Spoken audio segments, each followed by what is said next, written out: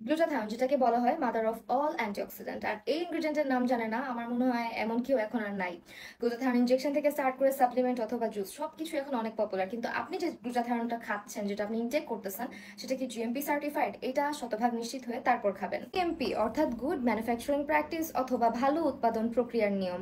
যে গ্লুটাথায়ন সাপ্লিমেন্টটা খাই, এটা আমি অলরেডি 2 বক্স খাচ্ছি এবং এটা আমার পুরানোটা, আর এটা রিসেন্টলি খাচ্ছি যেটা হচ্ছে জিএমপি সার্টিফাইড। এবং জিএমপি সার্টিফাইড অর্থাৎ এটার মধ্যে ক্ষতিকারক কোনো ব্যাকটেরিয়া, ধাতু বা বিষাক্ত কোনো উপাদান নাই, এটা 100% সেফ। এবং জিএমপি কিন্তু নিশ্চিত করে যে একই মান বজায় রেখে প্রত্যেকটা প্রোডাক্ট তৈরি করা হয়, যার কারণে প্রতিটা ব্যাচই একই রকম ভাবে কাজ করবে। বড় বড় সব সেলিব্রিটি বা নায়িকারা দেখবেন একটা সময় ডার্কার স্কিন টোনের ছিল, বা তারা হঠাৎ করে এখন অনেক বেশি ফর্সা, সেটা গ্লুটাথায়ন সাপ্লিমেন্ট অথবা গ্লুটাথায়ন ইনজেকশনের মাধ্যমে। সাপ্লিমেন্টটা কেন নেওয়া প্রয়োজন? যারা পার্মানেন্টলি ফর্সা হতে চাচ্ছেন, অর্থাৎ স্কিন টোনটাকে ব্রাইট করতে চাচ্ছেন, ইনহ্যান্স করতে চাচ্ছেন, শুধুমাত্র কিন্তু গ্লুটাথায়ন আপনাকে ফর্সাই করবে না, আপনার স্কিনের দাগ, ব্লেমিশেস অথবা বয়স্ক ভাবটা কমাবে, স্কিনটাকে টান টান করবে। এটা কিন্তু জিএমপি সার্টিফাইড এবং একটা ফার্মাসিউটিক্যাল প্রোডাক্ট হয়, আপনি নিশ্চিন্তে খেতে পারবেন। এটা আমি প্রতিদিন একটা করে ইনটেক করি।